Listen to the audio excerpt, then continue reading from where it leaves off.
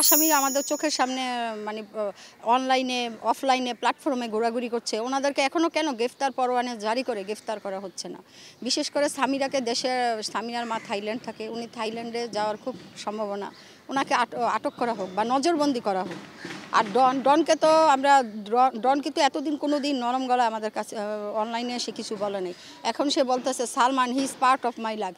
সে তোমার part of my life হয় কীভাবে? তুমি তো এতদিন তাকে নিয়ে কোথাও কোনো তার কবর জিয়ারতে গেলা না, তার তার হত্যাকাণ্ড বিষয়ে কোনো দিন কোর্ট প্রাঙ্গণে আসলা না।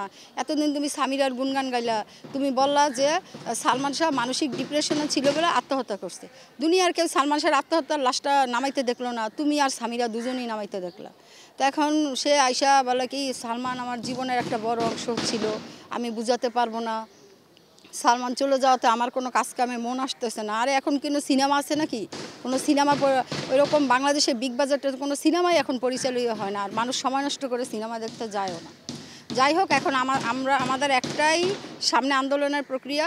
যদি আসামিদের অ্যারেস্ট করা না হয়, আমরা প্রেস ক্লাবে আগামী শুক্র শনিবার থেকে আমাদের মানববন্ধন চালু হয়ে যাবে। অল্টারনেটিভ 27 তারিখে সিলেটে মানববন্ধনের ডেট পড়ছে, এখন ওরা ডেটটা আমাদের সাথে যুক্তি করে দেয় নাই। সামনে আমরা আবার 64টি জেলায় জেলায় মানববন্ধন করব। মিছিল বয়ে যাবে, রক্তের মিছিল।